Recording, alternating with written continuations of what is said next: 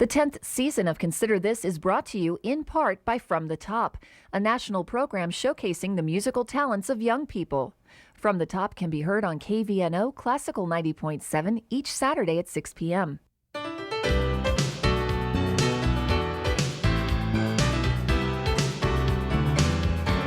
Consider This, a program of issues and information behind today's news.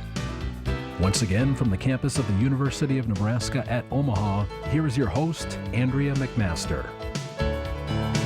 Hello, everyone. I'm Andrea McMaster, and thank you again for joining us for this week's edition of Consider This. Getting slammed into a school locker, being called names, having lunch money stolen, these are all forms of bullying, and 75% of school-aged children say they've been a target. 75%. That's no matter where they go to school, whether it's a country school or a metro school like Omaha or Lincoln. The most common type of bullying, name calling. It makes up 80% of the cases. There is a difference between boys and girls. Girls most often experience teasing and being excluded from activities. Boys are most likely to be threatened or physically harmed. One of the most disheartening statistics, 29% of the children bullied, almost 1/3, keep quiet. They never ask anyone for help. The fear of being bullied may keep as many as 160,000 children away from school. Bullying drives some students to suicide, others to homicide and retaliation. Scary, and that's the focus of today's show.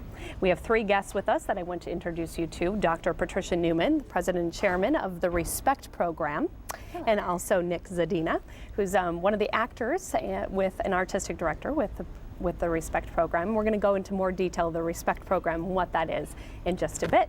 But first I want to introduce Emily Mwaja, who is the Director of Programs for Girls Inc. Omaha. And thank you all for being here today. This is a good topic for everyone to hear about, definitely, despite your age. So bullying starts early as preschool. Mm-hmm. We actually have some professors in psychology here at UNO who do research with preschool bullying, and we find out that whether you ask the children, the teachers, or the parents, they can identify all kinds of bullying as early as age 3. So that's scary, and I'm sure bullying looks very different depending on what age it is. Mm-hmm. So talk to us a little bit about what bullying might look like at age 3. Yeah, well, with our program, we go into schools and do different shows for kids about bullying, and you can tell the differences in the types of bullying by the shows that we do. We're in developing a preschool play right now, which kind of deals with, making friends and learning how to share and that sort of thing, and treating animals nice and treating people nice, and how those have lots of parallels and stuff like that. And we're also working on promoting some workplace bullying stuff, which is the other end of the spectrum, because bullying doesn't, it starts in preschool, but it keeps on going up into the workplace, and there's bullies in the workplace too.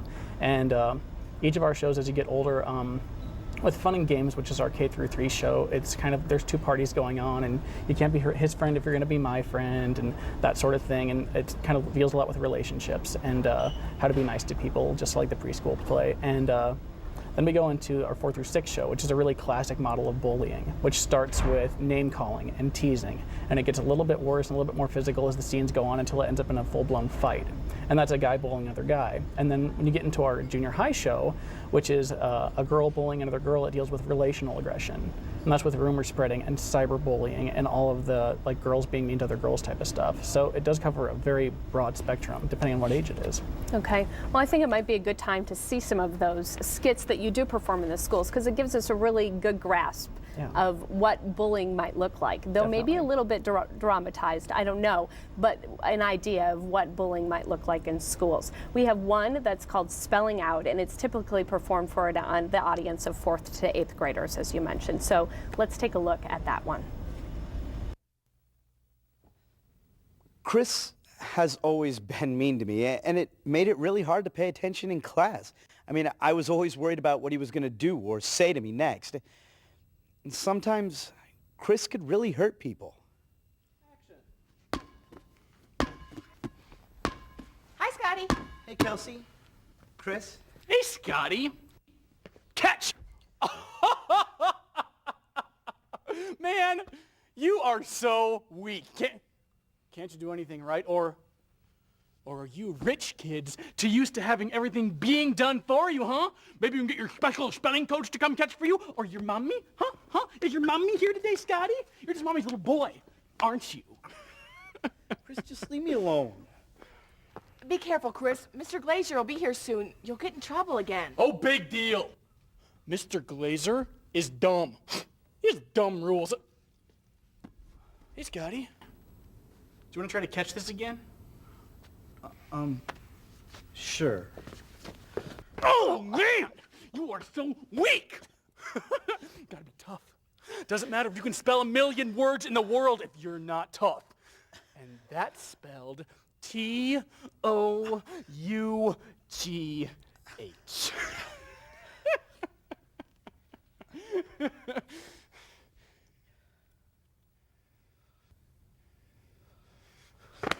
Don't you dare tell. Come on, Kelsey.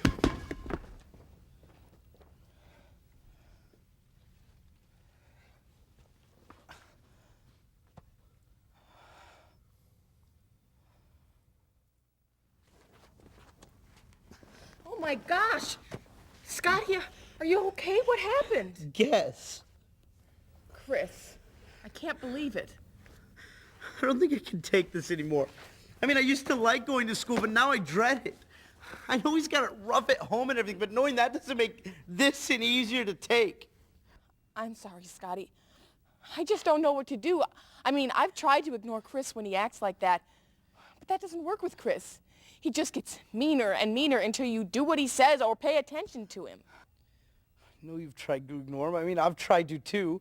I've done everything they taught us in guidance class. I stand up straight. I look him in the eye. I tell him to stop. He doesn't stop. It's like he tries even harder to think of something mean to do or say.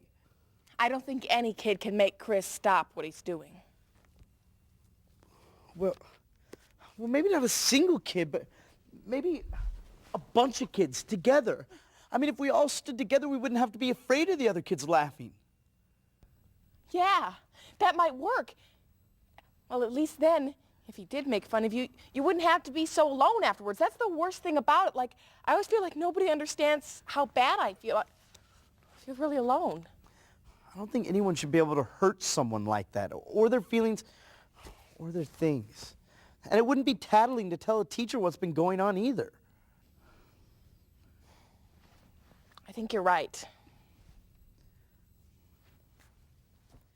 So we made a pact right then and there to stand up to Chris, and we tried to get some other kids to join in too. We thought if enough kids stood together, everyone would feel stronger. Well now, ever since that day, things have been getting a lot better. Kids are sticking up for each other. It's kind of cool. So now I don't hate going to school.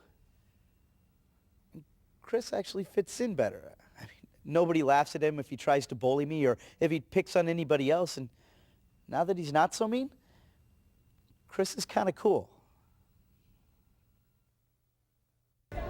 So that was a great idea of what you're bringing into the schools. Nick, we saw you there as the bully. So these are 20, 25-minute skits that the Respect program brings into their schools, followed up by discussion of maybe children talking about being bullied in the past or this actually happening to them, and it could be really real to them. I know that after one of your performances, you've had children come up to you crying or whatnot, very emotional, saying, this is reality for me. This really is happening. These plays were written with input from kids in my practice as a child psychologist. So all of the things that you see are things that children over many, many, many years of conversation have talked to me about what they experience. And about the segment that you just showed, I think one of the hardest things is they feel so alone. You know, no one understands, I'm all alone, no one will stick up for me. And what we try to teach in this particular play is how important it is to be an ally, a bystander who gets involved and helps. Yeah, that role of that friend, because a lot of, and we should probably talk too about the reasons that somebody might bully, is that attention. And if you're going to take that attention away from him or her, that bully, they might not want to bully anymore. So that role of that bystander, go a little bit into that, Nick, and how that's so important. Yeah, when we go do shows, the main people we're talking to are those bystanders, because we want those bystanders to be able to stand up for those people getting picked on. And when we talk to them, we always let them know how serious of an issue, and we always tell them stories about things that happened to us in our past. Because bullying's been going on forever, and it's only recently come to light as a really serious problem. And that's for a lot of different reasons. Suicides, the homicides with the Columbine killings, that really started people looking at this sort of thing and taking it really seriously, and it needed to be taken seriously. So we always tell them stories about our past, things that have happened to us, and that lets all those people that are getting targeted out there know they're not alone. And then we say, and all you people seeing it, we know that you guys know it's wrong, and it's up to you to stand up and do something about it. So we try to put the responsibility in their hands to help out those people getting picked on. Because like you said, yeah, one of the big reasons for bullying is for attention. And if you don't give them that attention, that's one way to stop it from happening. We try to show them how to do it, Yep. how to talk to a friend, how to tell someone that you don't like what they're doing in a way that's assertive and healthy, but isn't contributing to a bullying problem. So we try to not just tell them, but show them by the scenes, by role playing, how they can communicate to help someone or help their, themselves. And we always say it's good, to stand up to the bully in many different ways. If you just, not giving the bully attention by ignoring the bully, that's good. But also that can be kind of passive, because if the bullying's happening and you don't really do anything about it, you're not laughing, but you're not doing anything else either, that's still kind of a passive stance, because silence is permission. If you don't say anything, then the bully might just keep doing it. Maybe they're not doing it for attention. Maybe they want to flex some power over somebody else. So it's good to stand up in a bunch of different ways, and we give the bystanders and the victims a whole bunch of tools, a whole tool grab bag that they can pick from. Of ways to try to get it to stop. That's all good. And one thing, we have Emily here too, representing Girls Inc. And I wanted to have you talk a little bit, Emily, because a lot of times I think we've thought in the past bullies are boys, and bullying takes place with someone shoving someone punching someone, kicking someone. But there is that emotional bullying that really takes place with the girls. It's very different. It's that exclusion. It's that you can't be my friend, or, and that striving for being in a popular group, or the self-esteem that maybe girls are going through. That exclusion can really, really hurt, just as much as the physical bullying. So talk a little bit about some of the girls that you deal with, what you see, those victims of bullying, what they're going through emotionally. We see that girls that are being bullied go through low self-esteem emotions, like you've talked a bit, and we also see that they're very afraid. They're afraid of losing something, and that could be a friend. I don't want to lose my friend, so I'm gonna let this person bully me because I don't want him to take away my friend. It could be something they own. So the girls who are being bullied go through all those emotions. The girls who are bullying, we find out that they are bullying because they want to be popular. They're bullying because they're jealous of the other girl. They're jealous, maybe she's smarter or she looks better. It's amazing, but that does happen. They're doing it because of peer pressure, because the little clique that they belong to are pressuring them to bullying other girls. So they think it's cool to bully. And so we find that a lot with the girls that, that we deal with when it comes to bullying. And again, it's not physical. It could be spreading a lie about this girl, which could be very, very hurtful. Right. With now, we've seen a lot of our young youth have cell phones. So text messaging, the camera phones, the emailing, and that just, with a click of a button, you can get 100 girls talking about one girl. You can take a picture, and with a click of a button, by the end of the day, the whole school or at Girls Inc. Because some of the bullying, they bring it from schools. The girls we serve, some of them go to the same school because we serve parochial and OPS. And so girls come in, and they could be coming from school, and they bring it into Girls Inc. So we'll get that too. So we talk about cyber chase bullying with the girls, and email, using the emails, and just she say, she say. So we also get that. So girls don't physically bully, but they emotionally bully.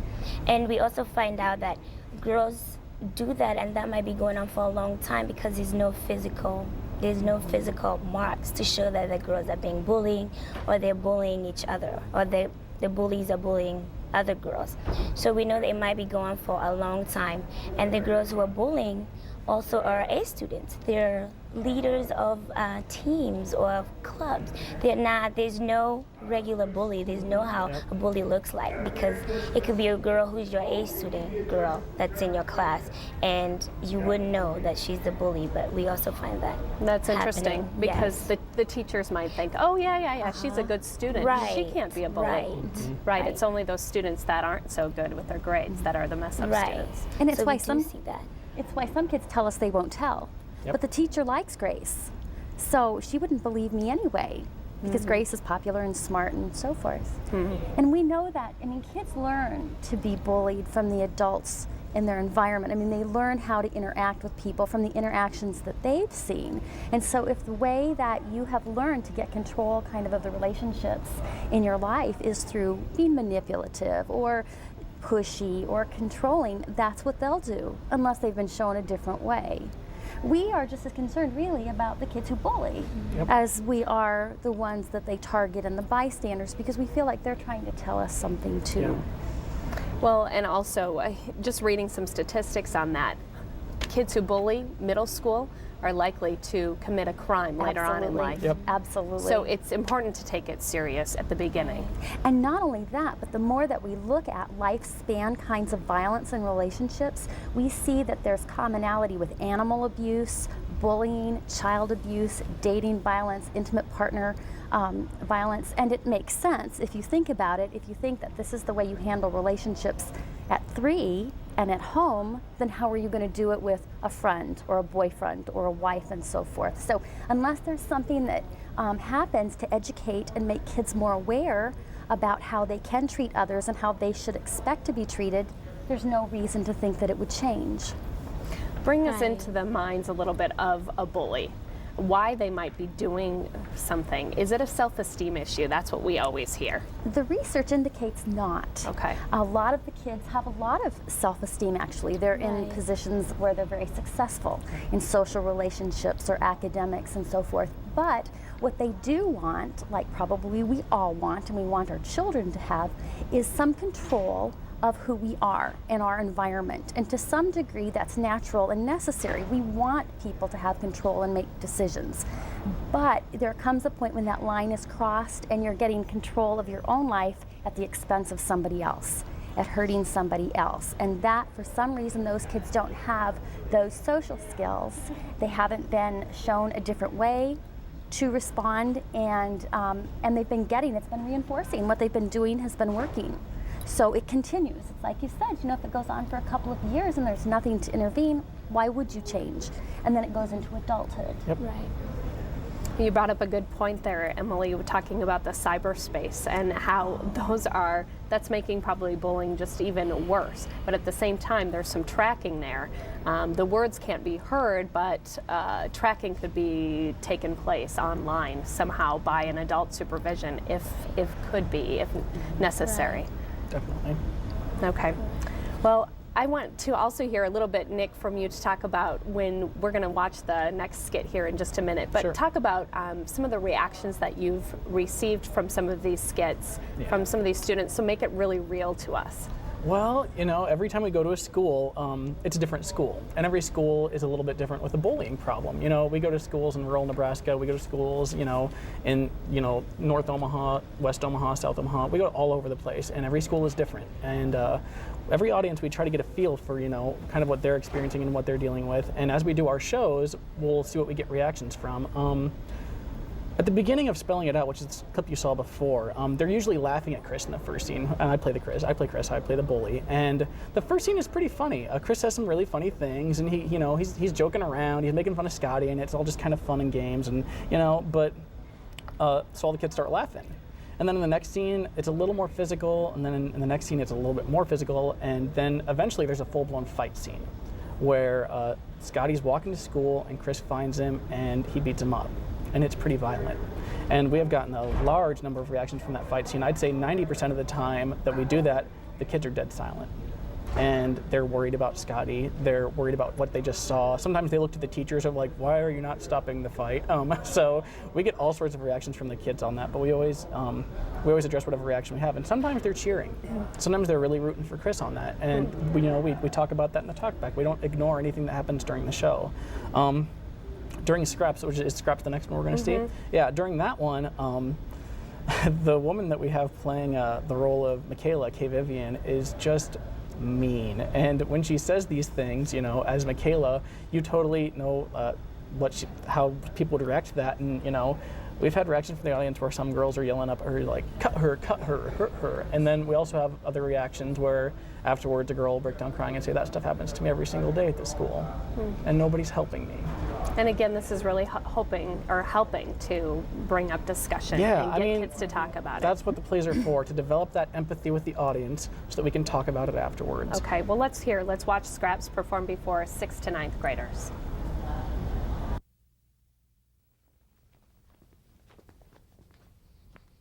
After that day in the media center, Michaela got really mean. She'd look at me and glare or bump into me in the hallway. Once she accidentally shoved into me with a sharp pencil. That really hurt. She'd stand with the other kids in the hall and look at me and talk, and then they'd all laugh, and I was pretty sure they were laughing at something she said about me. That's when I started to feel really sick. I was always worried I'd run into Michaela and her friends. I didn't even want to go to the restroom because I was afraid I'd see them there. It wasn't as bad when there was a teacher around. She'd still make little comments or look at me, nothing you could really see, but it got really bad when there wasn't a teacher. Then she was really mean.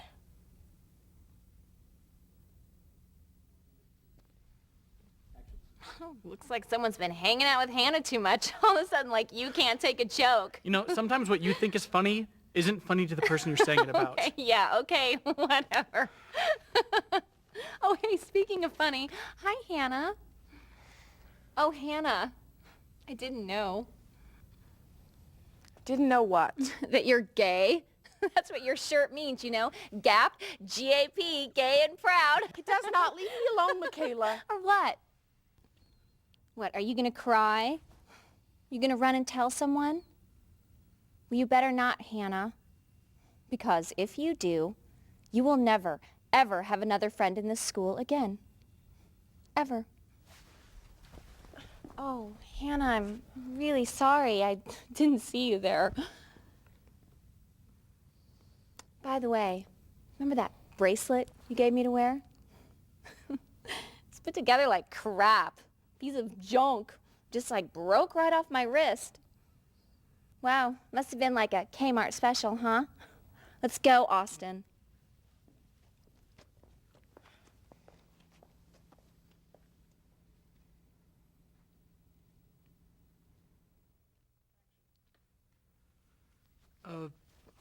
Hannah, What? I haven't been very cool. No, you've been okay. No, I haven't. I've been a wimp. I've just been standing by while Michaela bullied and badgered you. I just want to let you know that I'm not going to let that happen anymore. And I'm sorry that I let it go on for so long. I didn't know how bad it was for you. Wow. Thanks. That's really nice of you. Listen, I brought you some of my notes from English class. I figured you might be kind of far behind after being gone for so long, so if you want to borrow them. Yeah, I am. Thanks. I guess I'll see you at school tomorrow. Yeah, see you tomorrow. Hey, Austin. Yeah? Thanks. You bet. So again, we saw here the importance of the role of the bystander. Nick, your character saying, I'm going to stand up for you next time. Let's talk a little bit about what victims can do. What should they do? Those tools that they can take with them if they are the victims of the bullies. Emily, I'll let you start a little bit so you can talk a little bit about what you tell some of the girls that you're seeing. At Girls Inc., we have a full-time counselor and a part-time counselor, and we have adult staff in the building at all times after school where girls could go and have somebody to talk to. We also have a boutique at Girls Inc., and we have incentives that we give to girls who are good citizens. And good citizens means you help, you're looking out for one another. You don't let people get picked on. You don't let people join cliques, and if that's happening, you let an adult know. So we give a She-Bucks, which is an incentive, like incentive money. You can buy, little gifts in the boutique. We also have conflict resolution, where we talk to girls and teach them on how sometimes girls are afraid that if they come and tell, they'll get bullied. So we always let them know that they don't have to give the name, and we assure them if they let an adult know that we're not gonna give out their name, but we'll, maybe have a group session or individual one-on-one session with the girls that are being bullied and the girls that are bullying. So those type of programs. And that we do that with all girls ages 6 to 18, where we start with the no-name calling and into group sessions with the older girls and touch on what they go through. Okay. All right, Dr. Newman, Nick, we have just a couple minutes left. So some of those tools that you could tell victims, parents also as well, of a child who might be a victim of a bully.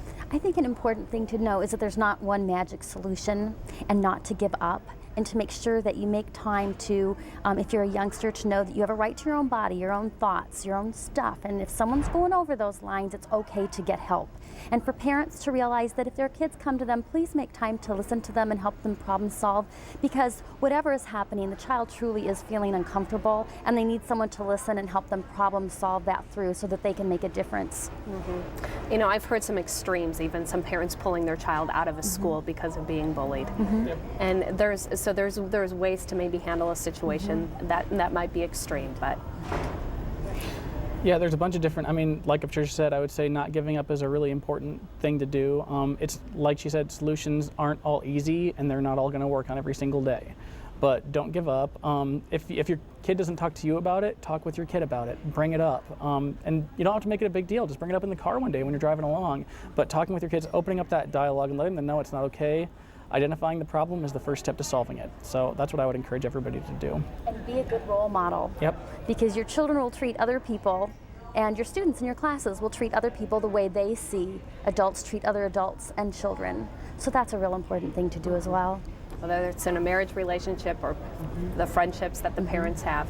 Okay, all good. A couple websites for you folks. www.respecttoall.org will tell you a little bit more about the Respect program and how that program could come to one of your schools.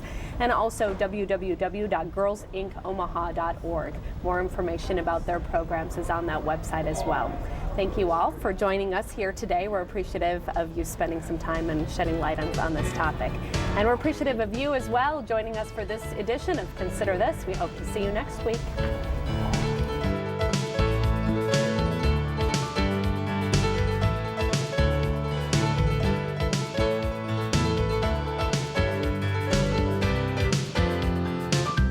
Consider This is an issues and information program produced by UNO Television. More information and program archives can be found at unotv.unomaha.edu.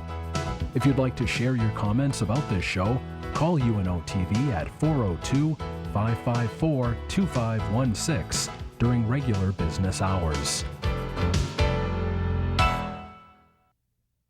The 10th season of Consider This is brought to you in part by From the Top, a national program showcasing the musical talents of young people. From the Top can be heard on KVNO Classical 90.7 each Saturday at 6 p.m.